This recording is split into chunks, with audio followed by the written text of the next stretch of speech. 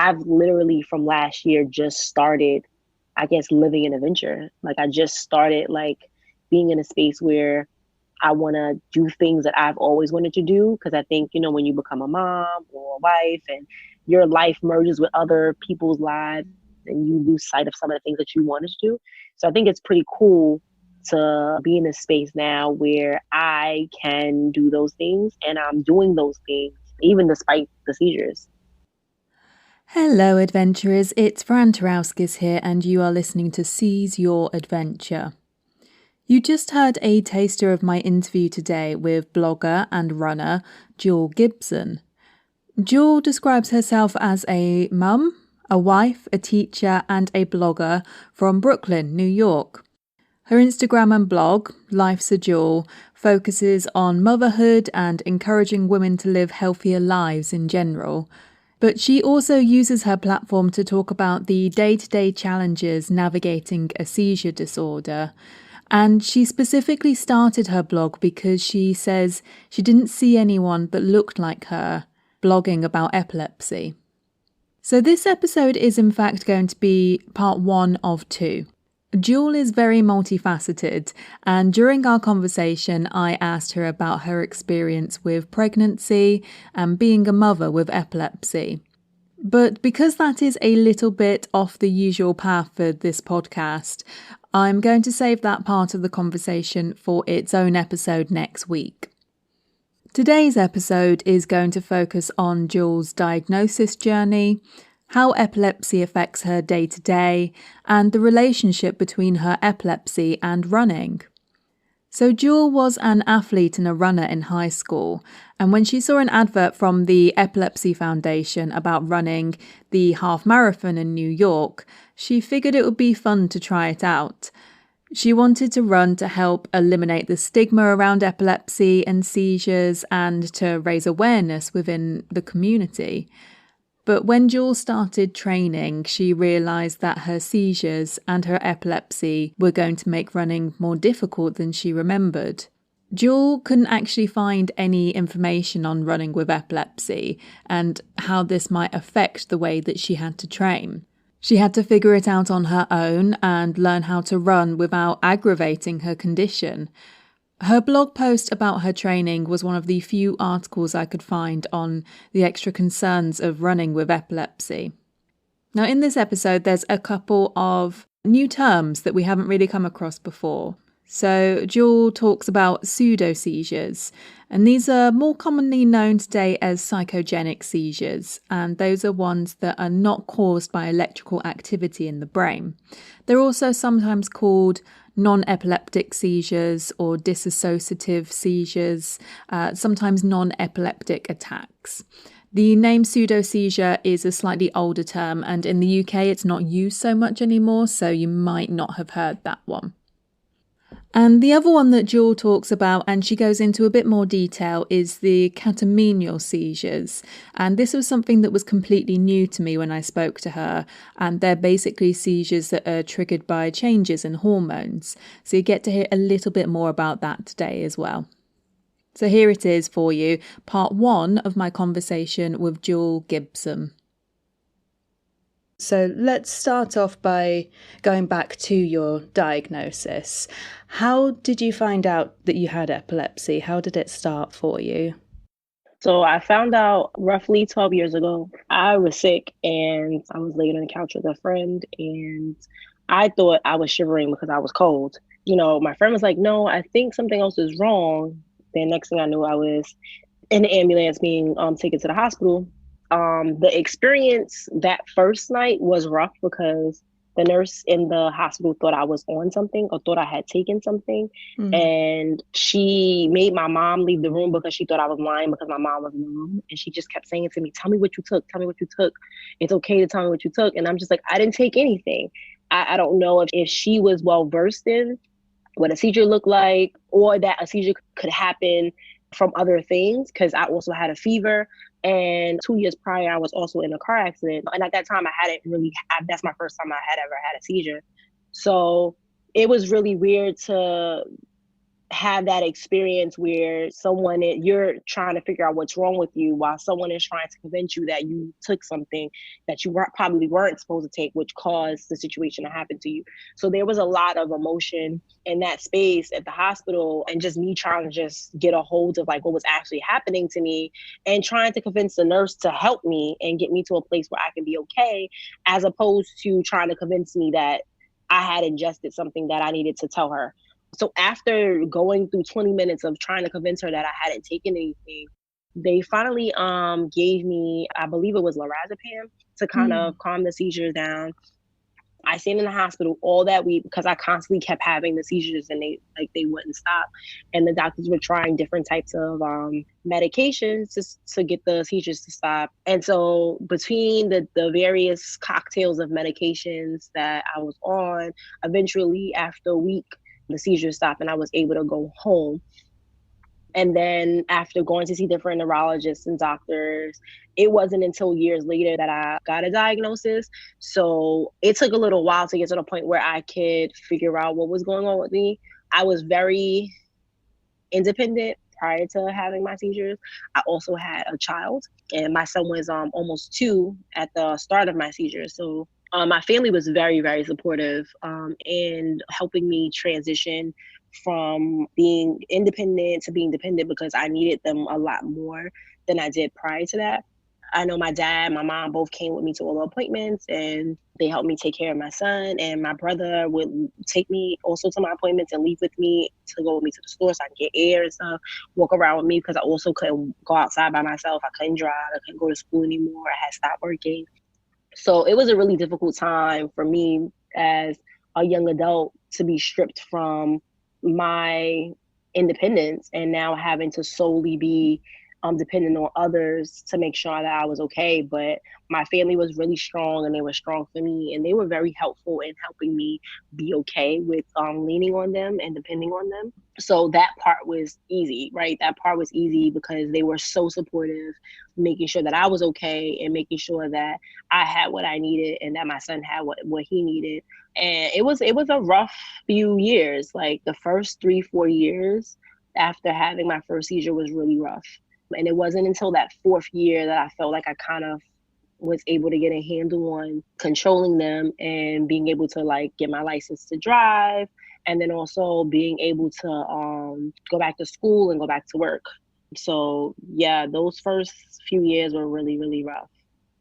Yeah, thank you for sharing that. And I think it's really interesting to hear you talk about the way that you were met when you went into the hospital initially, because I actually had a very similar thing from the paramedics when I was in the hospital. I was at university when I had my first one, and I was with my housemates. I think it was in the evening, and they were asking the same question. They were asking me, have you taken anything? Have you been drinking? And all of this kind of stuff.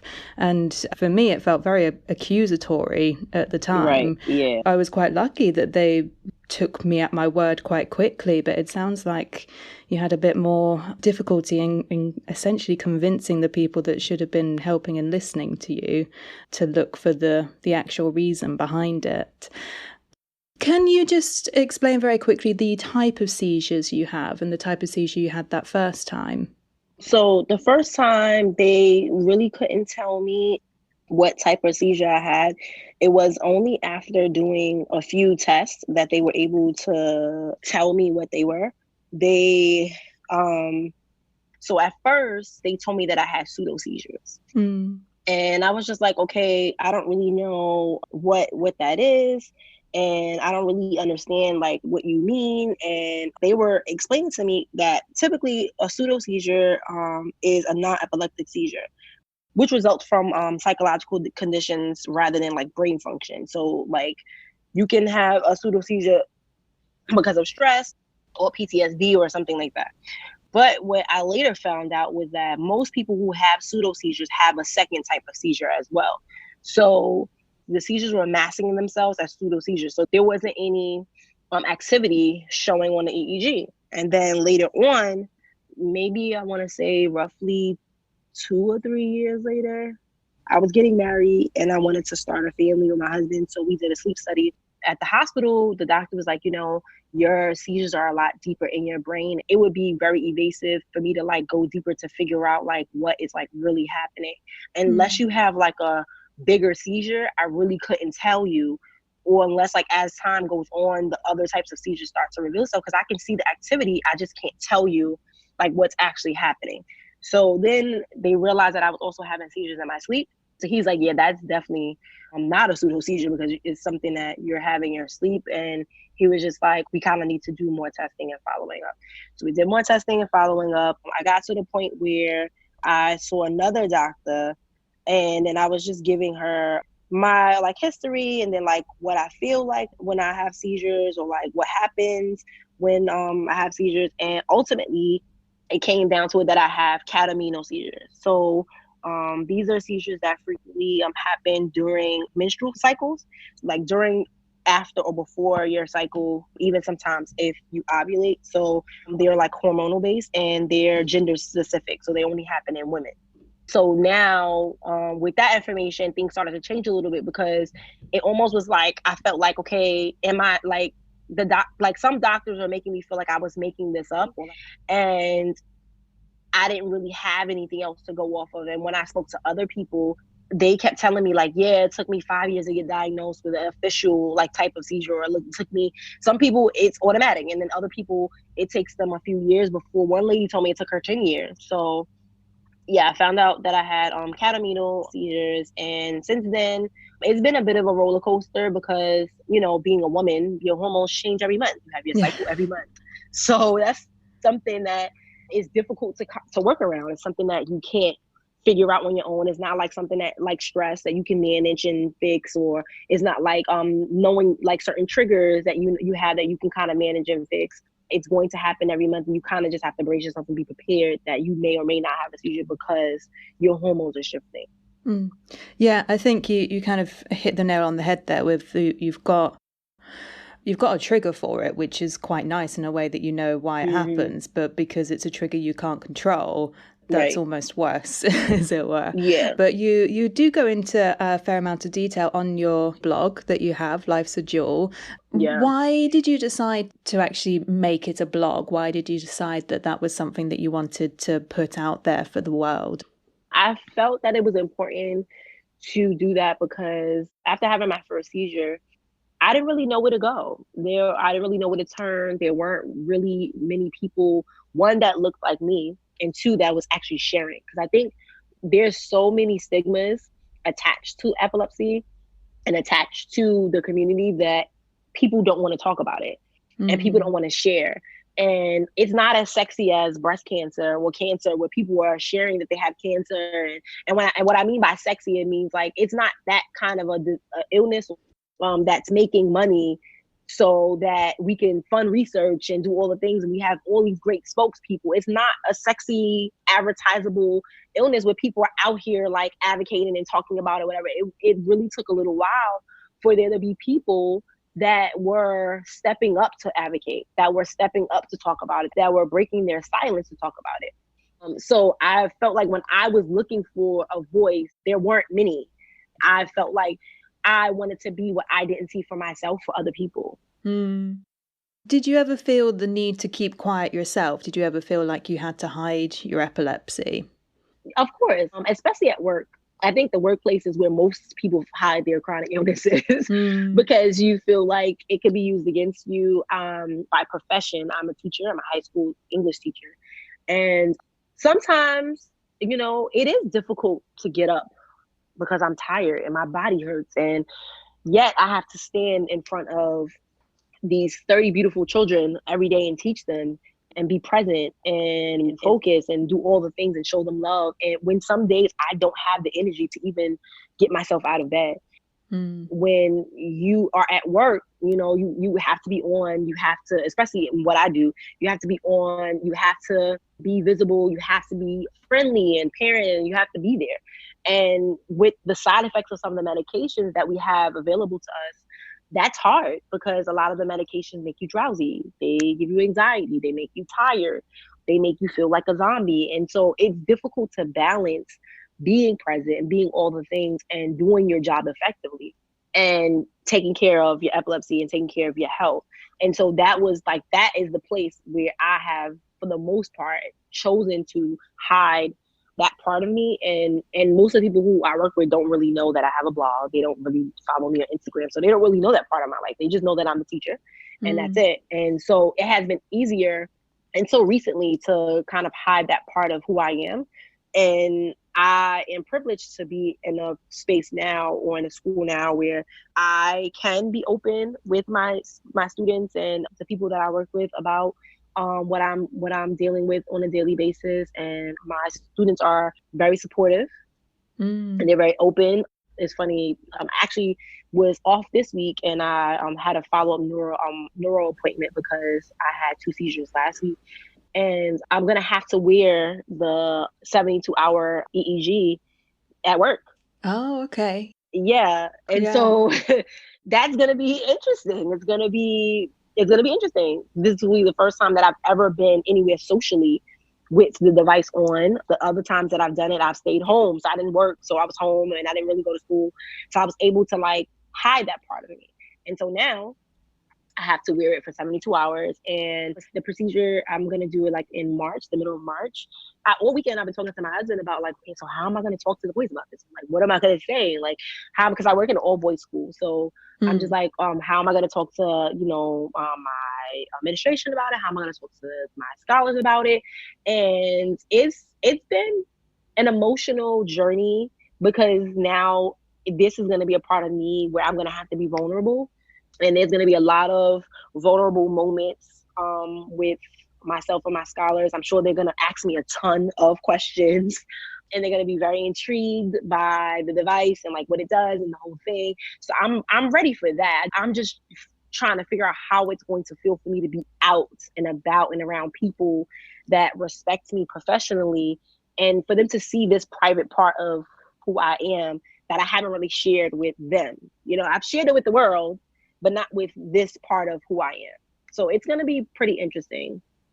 Absolutely. I think, like you say, there's going to be a lot of questions. It's going to be a good talking point at the very least, where you can kind of have an in to that conversation. And if all else fails, you can get yourself a really nice hat and just wear that around. Exactly. But it's true that, like you say, you have a blog where you're telling the world about it, but it is very different to having those in-depth conversations with the people that you see day to day, because there's the different sides of you that you're showing. I hope that it will go well for you. I look forward to hearing more about it when it happens. Yeah, I'm actually thinking about writing a blog post about it. So yeah, I think it would really be interesting for people. And of course, hopefully it will bring you some more information about the seizures, so that side of it can be fixed up a little bit as well with luck. Yeah, I agree. So let's talk about the content of your blog a little bit, because one of the reasons that I wanted to speak to you was one of your blog posts in particular. And you did this as part of the Epilepsy blog relay for living well with epilepsy. And it was 5 points that you learned about running with epilepsy. So that's obviously something that I am very interested in myself. I took up running within the last couple of years since I was diagnosed with epilepsy, and it's something which I've been kind of figuring out myself over the past couple of years. So to see your 5 points out there was really helpful for me, I think, because it kind of, I recognized myself in what you were writing. Can you just go back to the start in terms of what were you training for when you started running with epilepsy? I started training for the half marathon, the United Airlines Half Marathon, as a part of the Epilepsy Foundation of Metropolitan New York's team. I got an email that said, hey, we have more spaces on our team. You should join us. It was a generic email that went out. And I saw it and I was just like, oh, I should do this. This sounds pretty cool. I'm very athletic. I ran track in high school. So in my mind, it was just it's going to be like riding a bike. If you rode a bike when you were a kid and then you didn't ride a bike for years and you finally get back on this bike, your mind and your body is going to automatically know what to do. So I thought, okay, naturally, I'm a runner. I've been an athlete most of my life. and I ran track in high school. This should just be a piece of cake. Little did I realize that there were a lot of things that I didn't put into context when I was thinking about it, because when I was running track in high school, I didn't have seizures. And so there's a part of my body, a part of my history that isn't what it is now.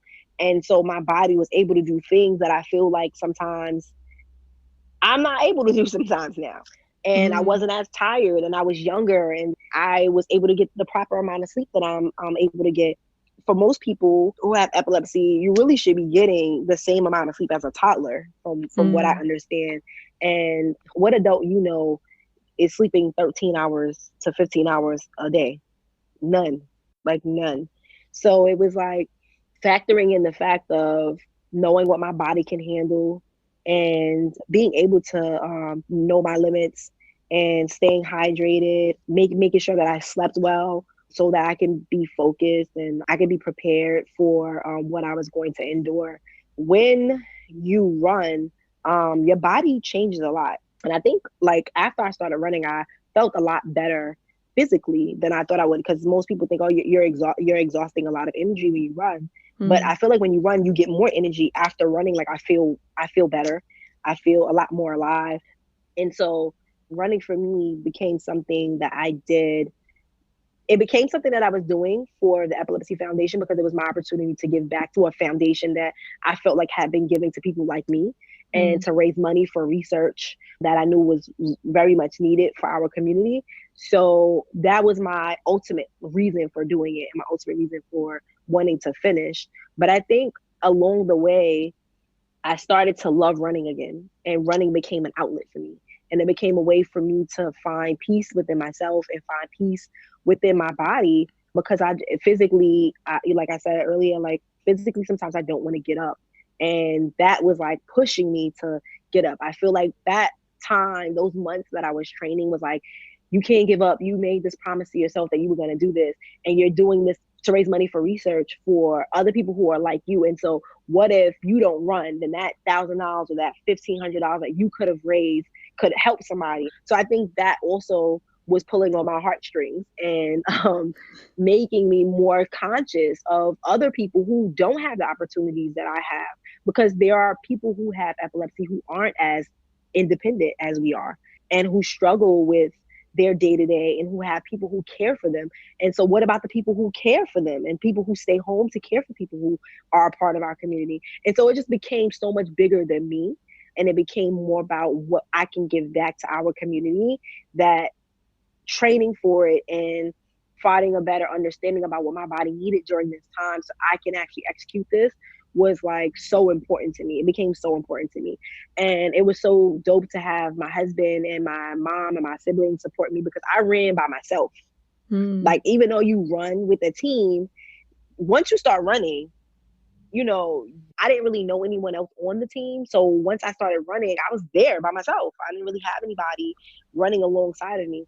All those things, all those thoughts were keeping me going, were what was pushing me during the entire half marathon. And I'm so happy that I did it. I did it 2 years in a row. Did it the year before last and last year. But last year I actually had a team. One of my brothers ran with me, and two of my really good friends ran with me as well. And so that was really awesome. Yeah, it sounds fantastic, and you can just hear how relaxed you feel when you're kind of out running and that kind of thing. I completely hear you with the idea of running for something that's beyond yourself as well. Like you say, that concept of other people that just don't have the physical abilities, sometimes because of their epilepsy and sometimes because of a condition that goes alongside it. So being able to use those times between your seizures, I think, is very impressive for sure. Do you still keep up the running when you're not training for something? Yeah. So one of my really good friends, she's also a runner. And so she and I, we go running. I try to run at least once a week.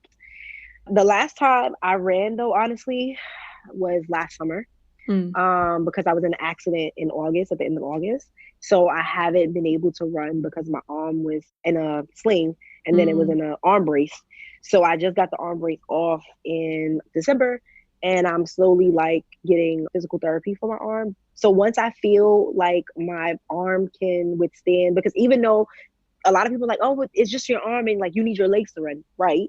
But when you're running, your arms are also moving with your legs, and it's like a whole body experience. Like running is not just about your legs; it's about your Yeah. entire body. It's about your breathing. It's about a whole bunch of other things just that's outside of your legs.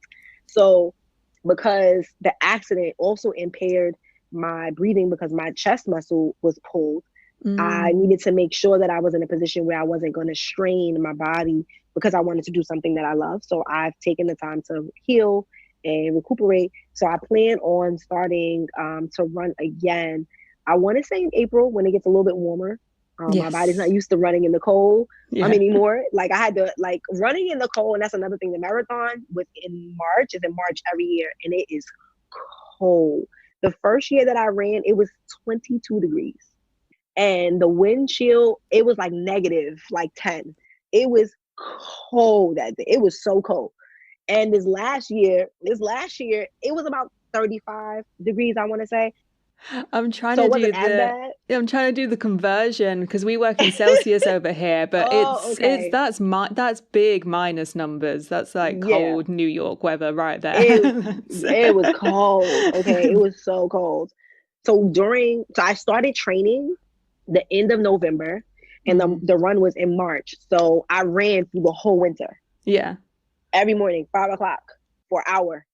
And then sometimes at night when I came home, because it's kind of like if you don't train in the weather that you're going to run in, your body's not going to be used to being in the cold. So I Mm. had to get used to being in that kind of weather and training in that kind of weather in order for me to be comfortable when I had to run. Yeah. I mean, that's a bit cruel of them to put it in March, but at the same time, Yeah. it's at least it keeps you going through the winter. It gives you an Yes. excuse and a reason to get out there. So, Yes. And I yeah, have to say that running in the summertime is not as great as it may sound, because it's hot. yeah. And so your body is hot and you're sweating, and yeah, it's hot. So I mean, I don't know. It's a catch 22.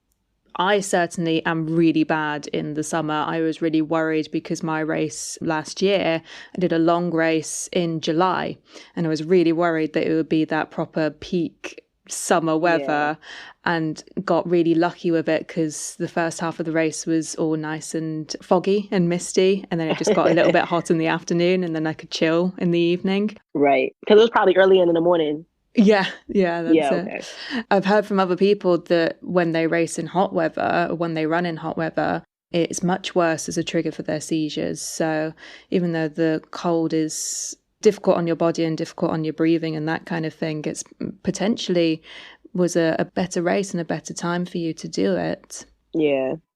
Definitely. Yeah. You mentioned very briefly that you feel better when you run, your head feels a bit clearer and that kind of thing. Hmm. Did you ever have seizures when you were running, when you were training? No, I No. didn't actually. Mm-mm. I didn't have any, and I usually record. But since I've had my first seizure, I actually write down every time I have a seizure so I can Mm, keep a record. Like write down when I have a seizure and like how many times, mm, so that I can kind of like keep track over the time, over the years. It's proven helpful because you get to see how your growth, right? yeah. And when like celebrating one day seizure free is like a milestone for some people. And there are people that I know that have been seizure free for years. And anytime seizure free is amazing. Like during that time that I was training, I feel like my body was able to release the stress that probably was pent up. Because I think when you don't exercise, you're not moving the muscles that you need to move, and Mm, your body is not getting what it needs. And so I feel like during that time when I was training, I was in a different space mentally. I don't think many things were stressing me out. I think I was able to think and focus differently. I just think that exercise allows your body to move in a different way because your body's releasing all these different chemicals that are released when you exercise, and I feel like you're in a better place mentally and emotionally when you exercise. I think a combination of all those things probably heightened my seizure threshold and made me less worried about like my health and just more worried about living. With the seizures, with the epilepsy, you can become a little anxious because it's just like you're always wondering if you're going to have a seizure or when you're going to have a seizure. And like, where are you when that time happens? If you're going to be okay? Like, all those questions sometimes would like arise. If I'm in an unfamiliar place, like if I felt like I was going to have a seizure all weekend, it's kind of just like, well, now for the rest of the week, I'm worried and I'm extra cautious. It's just, I felt like it removed a lot of the worry that I was having, which made me feel free. Yeah. And that anxiety is something which I think can be very overlooked by people, that if you're not seeing the seizures, people don't necessarily recognize that the anxiety comes in part of that, even if you're not having the seizures. Right, exactly. Still, occasionally, I've been very lucky. I'm coming up to my 5-year anniversary, but Ooh, I know, I can't believe it's 5 years. that's exciting. I realized the other day, and I was like, oh, that 5-year milestone, there's all kinds of things that open up for you. I can go scuba diving now if I want to, and that kind of thing. People don't understand that those little things matter. Yeah. But it is interesting that stuff that is new, like scuba diving, I would probably still get anxious because it's something that is a different strain on your body. The anxiety levels kind of like ramp up a little bit, even if your body physically isn't having more seizure activity. It's always there at the back of your mind, isn't it? Yep, all the time. And I hate to say that doesn't necessarily go away even after 5 years, but it doesn't, unfortunately, because it doesn't. It's just like, being so excited about having something and then feeling like it's gonna go away. It's like it definitely brings a level of anxiety that only people with chronic illnesses can understand. I feel like they may not be able to, they can understand it in other ways, but it's definitely like this constant worry of feeling like you're not going to be okay at some point in the day, or that something's going to happen where you may have a seizure, or it's just a constant worry that I think, we have to focus on, or maybe we shouldn't focus on, I don't know. Yeah. To kind of make sure that we're okay. I think it's always the constant thought of making sure that we're okay. Yeah, for sure.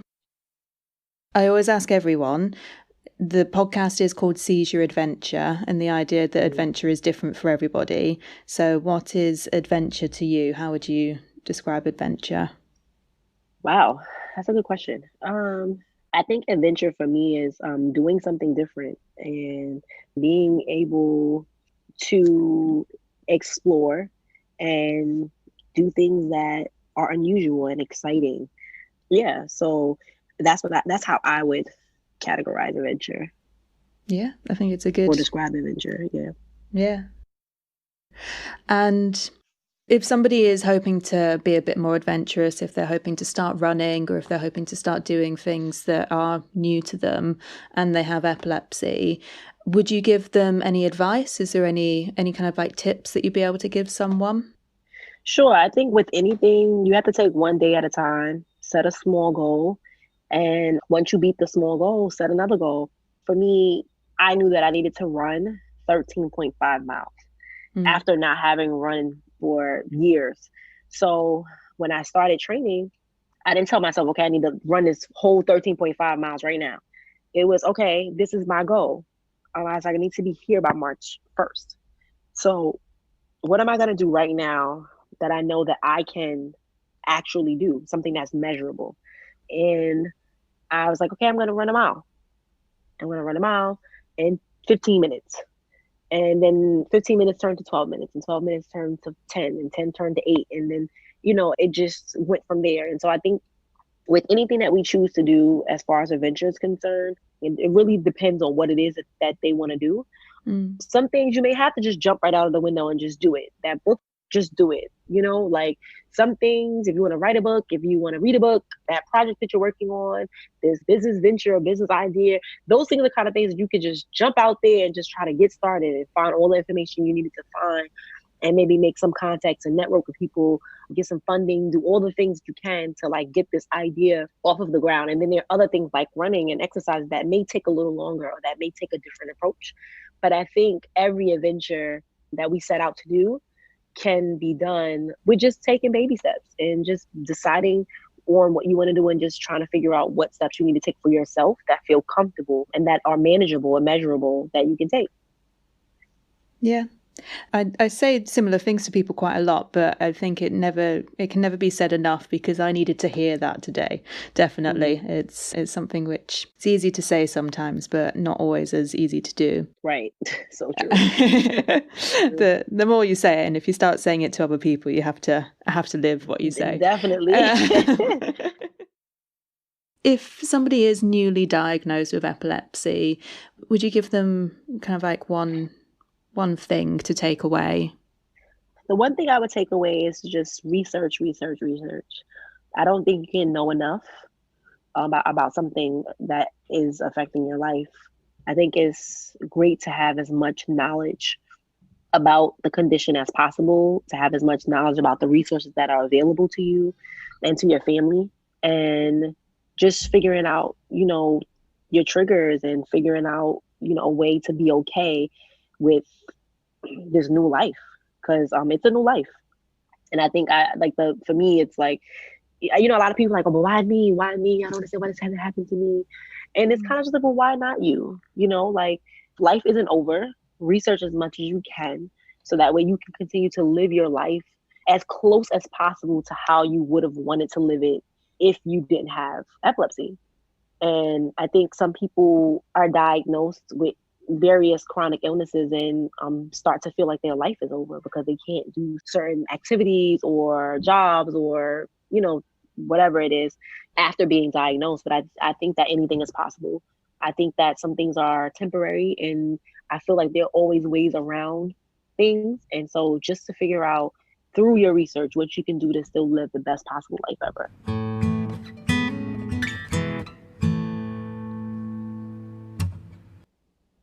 Speaking to Jewel, it was just so interesting to hear about her changing relationship to epilepsy and how it perhaps changed her relationships with her family as well. I think in the interview you get a taste of some of the different coping and self-care techniques she employs, but go ahead and follow her on Instagram, because there's much more inspiration and advice on self-care over there for you. At the moment, she's doing quite a lot about basically bringing nature inside, and her love of houseplants. It's really fun. Her feed is absolutely gorgeous, so do go ahead and follow her at Life's a Jewel. And that's 1L for those of us in the UK. You can obviously also learn a bit more about her over on her own blog, Life's a Jewel, and you can hear more from her on a podcast called Well Fit Mama, and that's a podcast she did with her friend Autumn. The links to all of those are in the show notes for you. So I'm just going to take a couple of minutes here for a bit of Seizure Adventure news. So I actually have a new team member on the podcast, and it's another Francesca.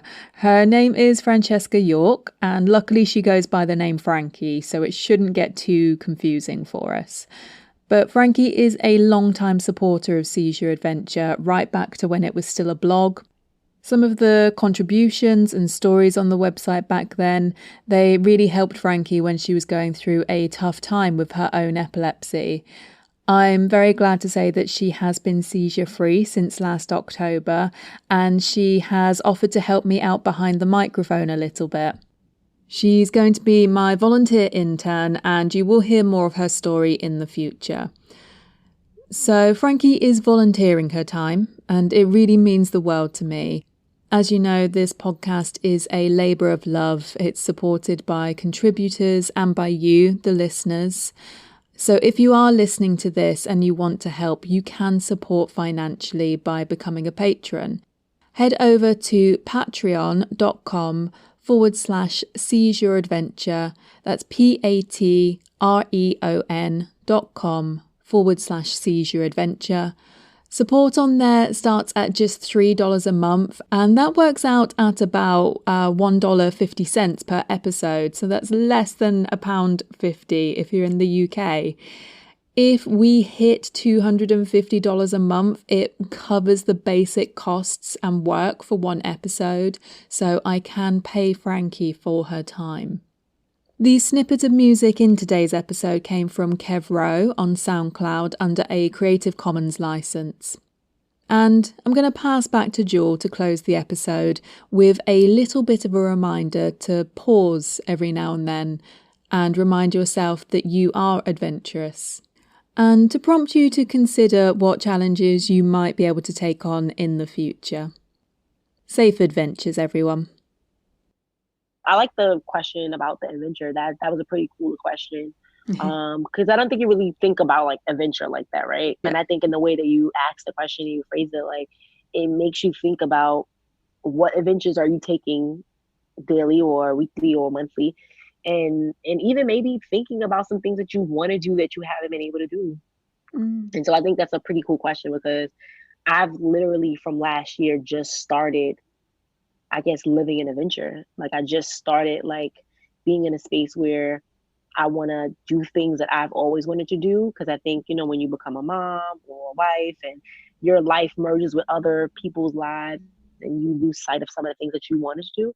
So I think it's pretty cool to be in a space now where I can do those things and I'm doing those things even despite the seizures. So I think that was pretty cool. It made me think about more other things outside of the question, but the question is super cool. I think one of my goals is to eventually run a full marathon. Yeah. Yes. So hopefully before I'm 40.